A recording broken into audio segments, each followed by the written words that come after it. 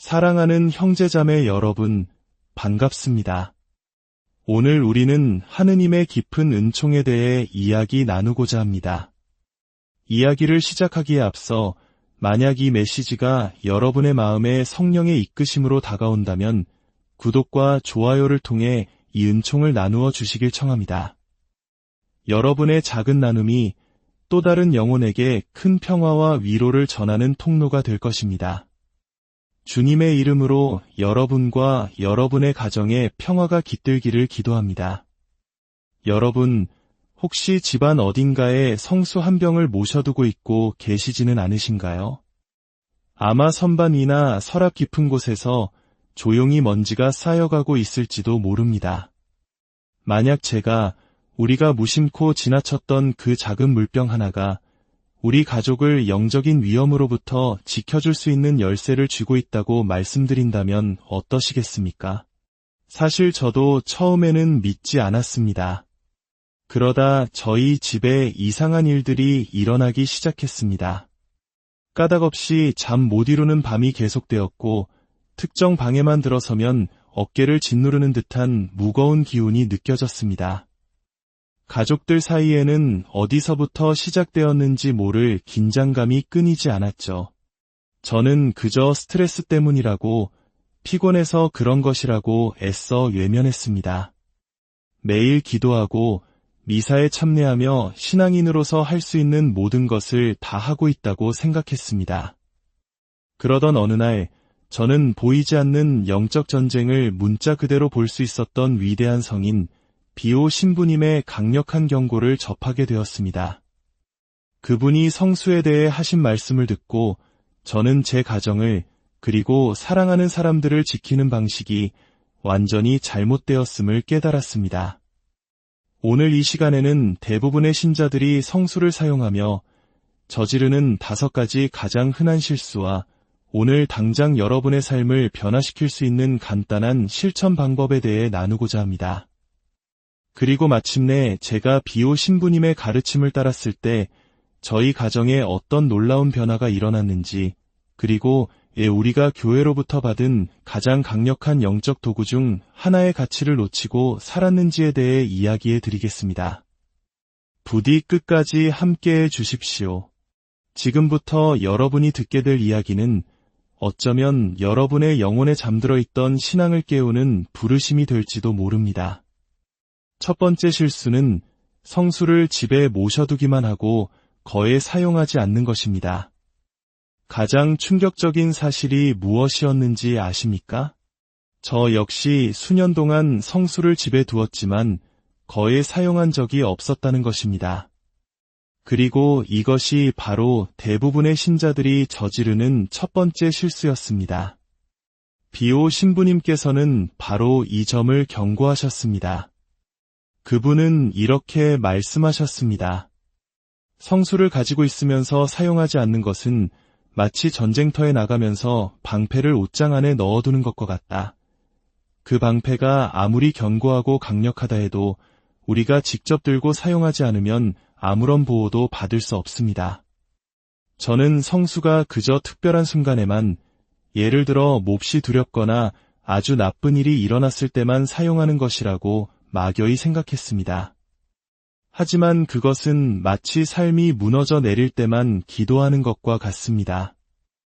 비오 신부님께서는 성수가 기도와 마찬가지로 우리의 일상적인 영적 리듬의 일부가 되어야 한다고 가르치셨습니다. 매일 아침과 저녁으로 마치 우리가 이를 닦는 것처럼 우리의 영혼을 위해 행해야 하는 거룩한 습관이라는 것입니다.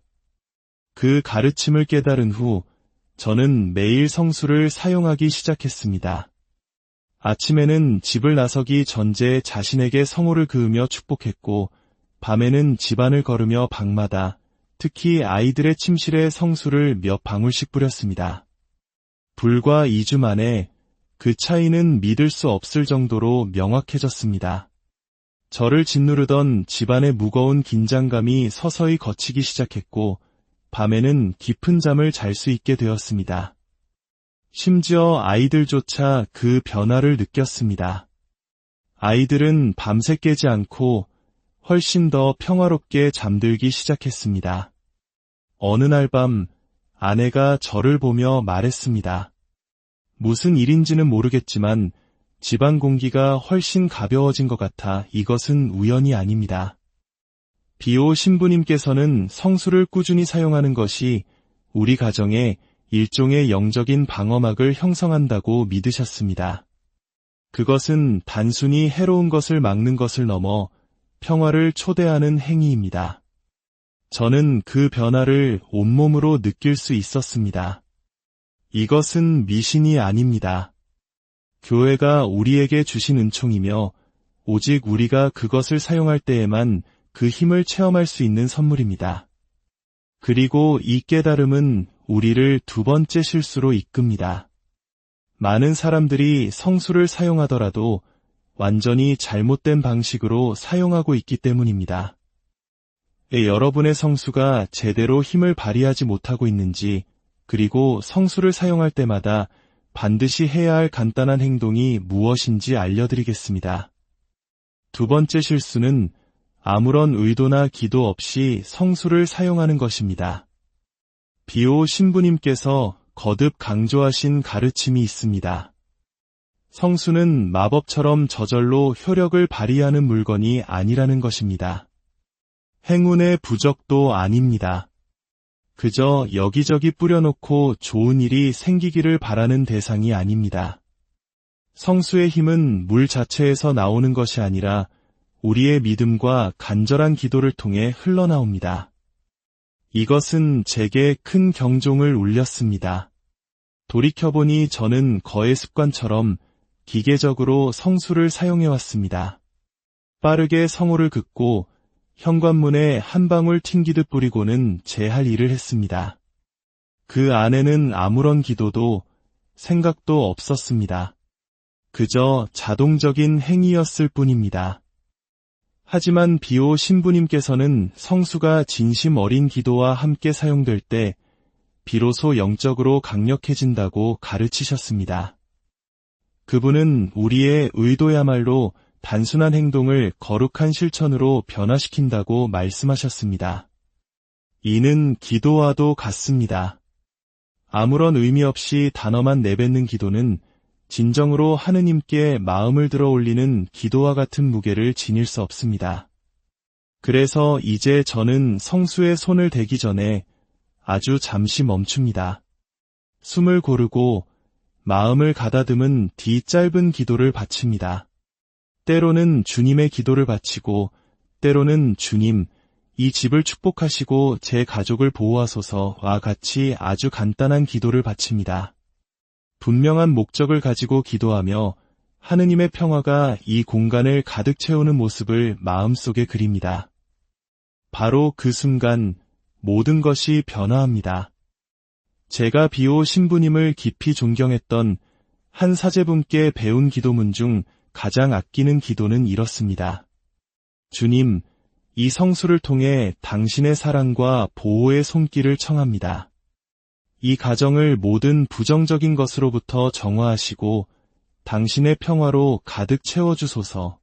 아멘. 이 기도를 진심으로 바치며 처음 성수를 사용했을 때 저는 무언가 다른 것을 느꼈습니다. 그것은 더 이상 단순한 물이 아니었습니다.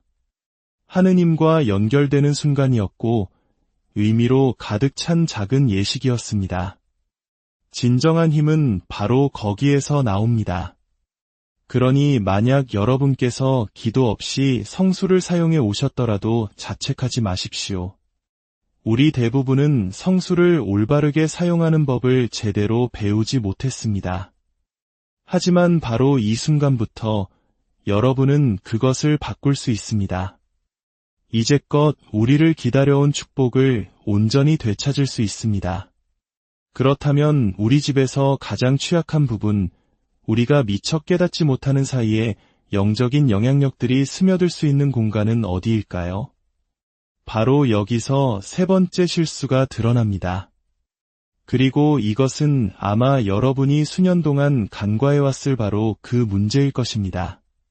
세 번째 실수는 우리 집의 영적인 관문들을 무시하는 것입니다. 여러분은 현관문을 통해 무엇이 들어오는지 생각해 보신 적이 있습니까? 단순히 물리적인 것들뿐만 아니라 영적인 것들에 대해서 말입니다. 비오 신부님께서는 이 점을 여러 번 경고하셨습니다. 우리 집의 출입구, 즉 문과 창문은 단순한 건축 구조물이 아닙니다. 그것들은 영적인 관문이며 우리 중 많은 사람들이 그곳을 보호해야 한다는 생각조차 하지 못합니다.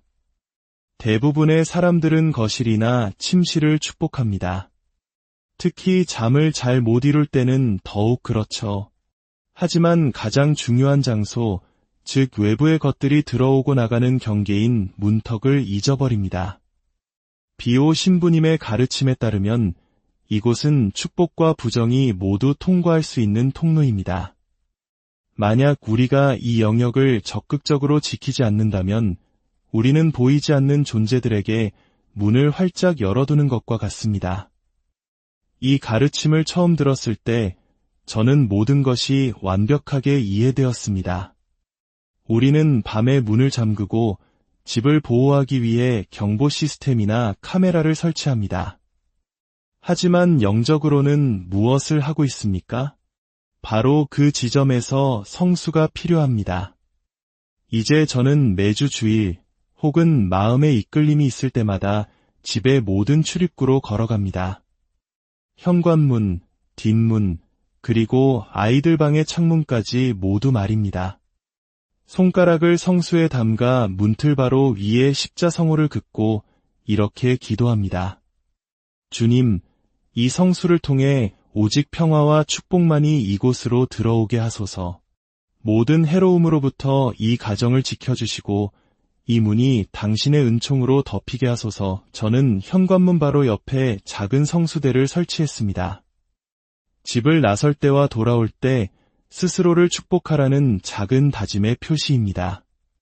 그리고 저뿐만이 아닙니다.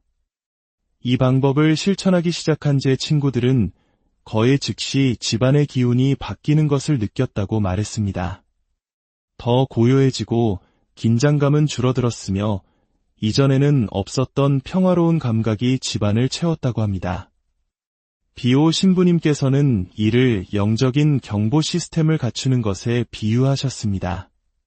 나쁜 것들이 결코 들어오려 하지 않는다는 의미가 아니라 쉽게 들어올 수 없게 된다는 뜻입니다. 우리가 경계를 설정하고 우리의 공간을 거룩한 땅으로 선포한 것이기 때문입니다. 하지만 우리 집에는 현관문보다 훨씬 더 영적으로 취약할 수 있는 또 다른 공간이 있습니다. 우리가 인생의 거의 3분의 1을 보내는 곳입니다. 만약 당신이 그곳을 축복하지 않고 있다면 당신은 가장 무방비한 시간에 스스로를 위험에 노출시키고 있는 것입니다. 이제 그곳에 대해 이야기해 보겠습니다. 네 번째 실수는 잠들기 전에 침대를 축복하는 것을 잊는 것입니다. 잠이라는 행위에는 깊은 취약성이 내재되어 있습니다. 잠은 우리가 하루 중 유일하게 모든 것을 완전히 내려놓는 시간입니다. 몸은 쉬고 마음은 표류하며 우리의 모든 방어는 허물어집니다. 비오 신부님에 따르면 바로 그 이유 때문에 밤 시간은 우리 일상에서 가장 영적으로 민감한 시간 중 하나입니다. 그분은 우리가 잠자는 동안 육체적으로 뿐만 아니라 영적으로도 더 많이 노출된다고 경고하셨습니다. 만약 우리의 안식처가 보호받지 못한다면 그곳은 부정적인 영향력들이 눈에 띄지 않게 스며드는 공간이 될 수 있습니다. 이유 없는 뒤척임, 악몽, 그리고 설명할 수 없는 방 안의 무거운 기운. 저는 이런 문제들을 끊임없이 겪었습니다. 지쳐서 침대에 누웠지만 잠들 수 없었고 새벽 3시면 심장이 두근거리며 깨어나 무언가 잘못되었다는 불길한 느낌에 사로잡히곤 했습니다. 처음에는 스트레스 탓, 그 다음엔 카페인 탓을 했습니다. 그러다 변명을 멈추고 비오 신부님의 가르침에 귀를 기울이기 시작했습니다. 그분은 무서운 날이나 힘든 날에만 침대를 축복하는 것이 아니라 매일 밤 일과처럼 축복해야 한다고 말씀하셨습니다. 베개나 침대 위에 성수를 몇 방울 뿌리고 짧은 기도를 바치는 것입니다. 제가 매일 밤 바치기 시작한 기도는 이렇습니다. 주님, 이 성수를 통해 오늘 밤 저의 안식을 축복하소서.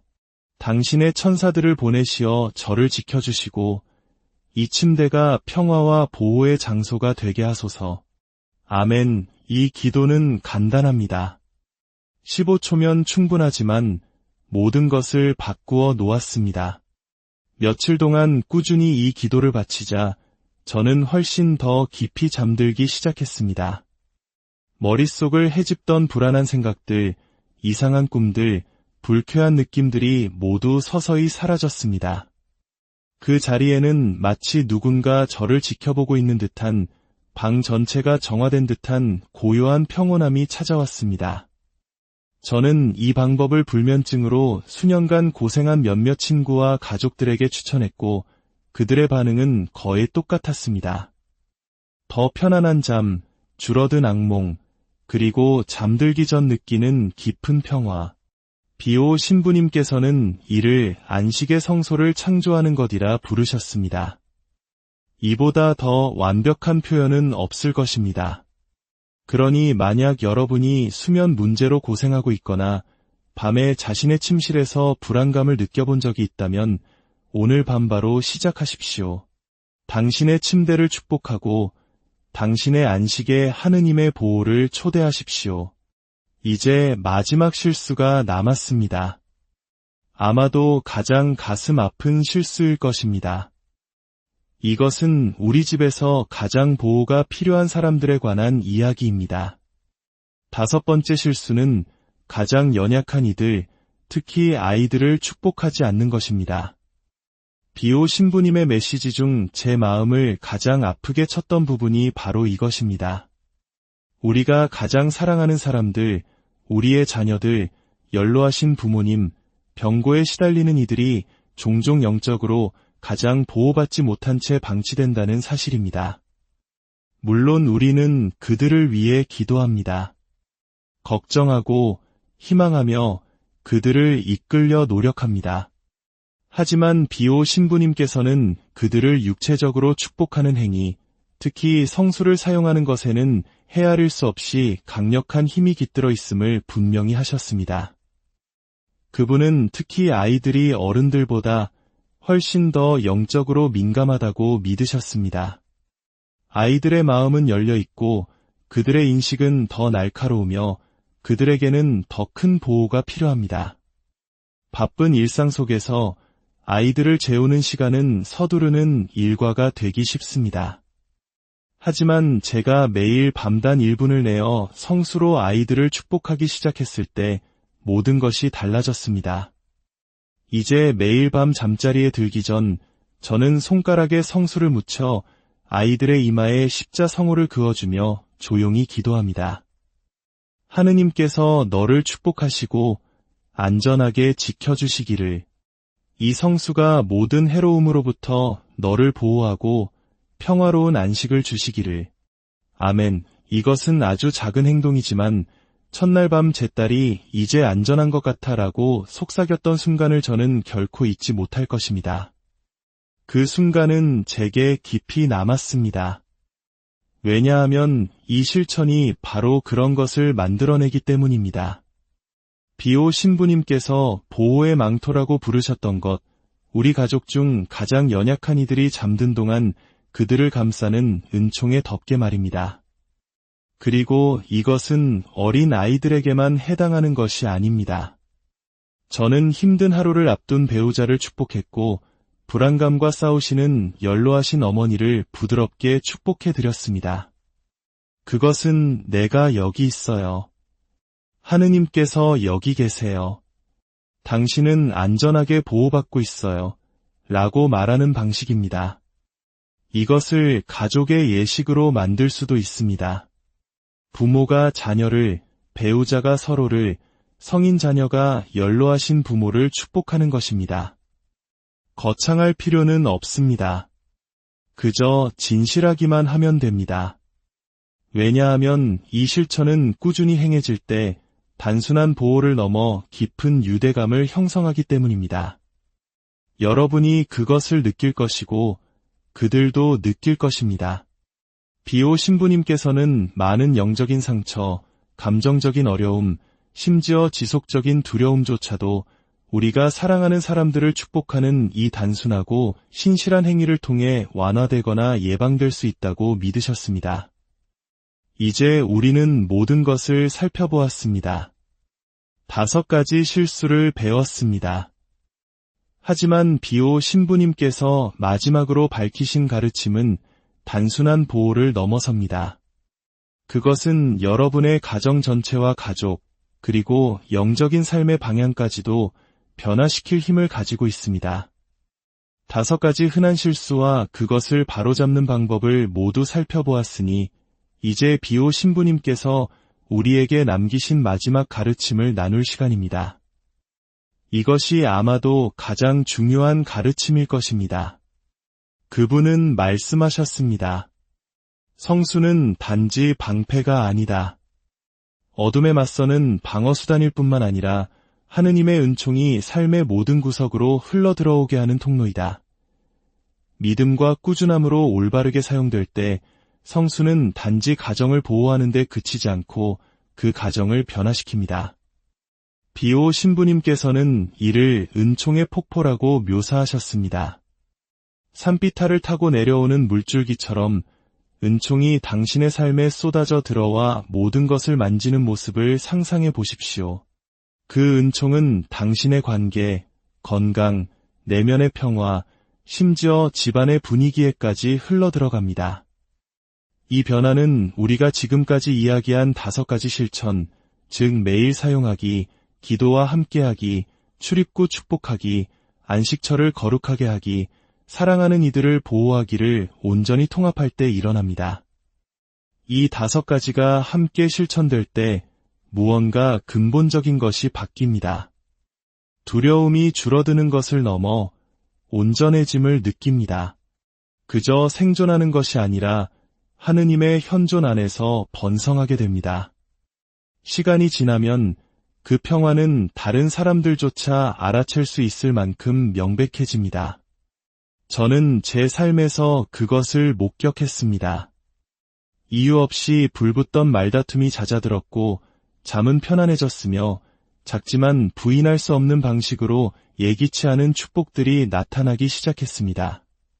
그리고 무엇보다도 저는 제 집에서, 제 가족 안에서, 제 마음속에서 하느님께 더 가까워짐을 느꼈습니다. 그것은 마법이 아닙니다. 행동하는 믿음입니다. 이제 질문은 이것입니다. 여러분은 방금 들은 것을 어떻게 실천하시겠습니까? 만약 집에 성수가 있다면 더 이상 서랍 속에 방치하지 마십시오. 오늘 밤 시작하십시오.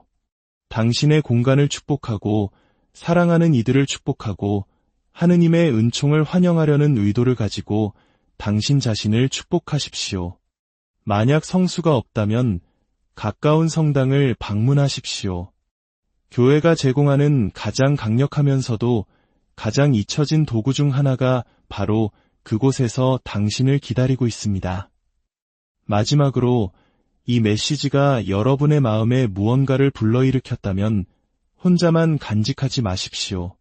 당신이 사랑하는 사람, 지금 당장 평화가 필요한 사람, 조용히 힘들어하고 있는 누군가와 이 영상을 나누어 주십시오. 어쩌면 이 단순한 믿음의 행위가 그들의 치유의 시작이 될지도 모르기 때문입니다. 이 시간을 저와 함께 해주셔서 감사합니다.